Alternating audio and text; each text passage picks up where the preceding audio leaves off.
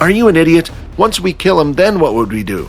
His ability would only last for 24 hours. If we don't find a way out of here in time, we would be completely done for. Then suddenly Ian stopped as he spotted something. Look over there, Ian pointed. In the middle of the street lay a single dead Rattaclaw. The two of them looked around before proceeding to move closer to it. It looks like it wasn't killed too long ago and had its heads been pounded in, Ian said as he bent down to get a closer look. Then he suddenly pulled out a beast crystal. Whoever it was, they didn't have time to remove the beast crystal. They were probably being chased by something else. Actually, Vorden said out loud, I wasn't the only one who came through here by accident. My friend came here with me, and I was actually hoping to find him. I won't ask for details, Ian said, but don't get your hopes up. I was surprised to see you alive, never mind your friend. Ian felt like he should try to help out. He started to inspect the Rattaclaw on the floor and found a trail of black blood. Come on, let's go see if we can find that friend of yours. The two of them continued to follow the trail until it eventually led them to a 3-story building. As they entered the first floor, it was mostly empty with no signs of anything, but Ian decided to continue to follow the trail of black blood that led up the set of stairs. What happened here? Ian thought. As they walked up the first set, they could see more and more black blood splattered everywhere on the walls. Then, when they walked up even further, the two of them were stunned at the scene. Lying on the ground were 10 Rattaclaws died, completely still, each one with their beast crystal carved out. Who did this? Are there more people here? Maybe another team on a mission? Ian said. I'm sorry, I thought perhaps the Rattaclaw outside was killed by your student friend, but it looks like I was wrong. You would need at least a small team to take out 10 at once like this. The two of them then decided to climb to the roof. They stood on top of the roof and looked down. That's when the two of them spotted something. Get down quick, Ian said. It was a beast that walked on 6 legs, 3 on each side. Its body stood upright like that of a human, while the bottom half was like that of a scorpion. It was a hideous beast that clearly wasn't from Earth. An intermediate beast, Ian said. Hey, what's that building? Vorden asked. Could the portal be inside there?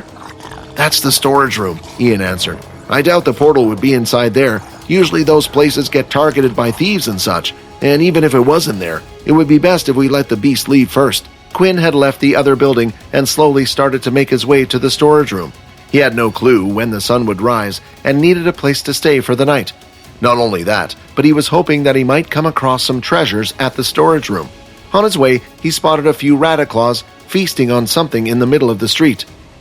Damn, they're everywhere, just like rats back on Earth, Quinn thought. Quinn continued to head towards the storage building until finally he had arrived. At the front, there were 2 large steel doors which slid open. Afraid that they might make a lot of noise and attract unwanted attention, he decided to walk around the building to see if there were any other openings or entrances. With his back hugging the side of the wall, he peeked out to take a look. It seemed like there was another Rattaclaw, only this one was squealing and on its back in pain. Its cries were weak, and he wondered just how long had the beast been there for. He came out from the side of the wall and walked up to the injured Rattaclaw on its back.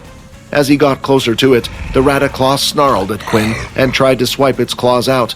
Still trying to kill me even in this state, Quinn thought. Let me put you out of your pain. He walked up to the beast, and with a single blow to its head, it had died. As Quinn looked at the back of the building, he could see a small hole in one of the corners. Did the Rattaclaw come out from there? Before entering, he gulped at the thought that perhaps whatever injured the rat might be inside. Crawling on his front, he had reached the hole and tried to pop his head in. It was big enough for a human to fit through, but what he was afraid of was inside the building. He crawled through the hole and entered into the hangar. Nearly everything inside had been destroyed. There were no airships, mechs, and no beast weapons.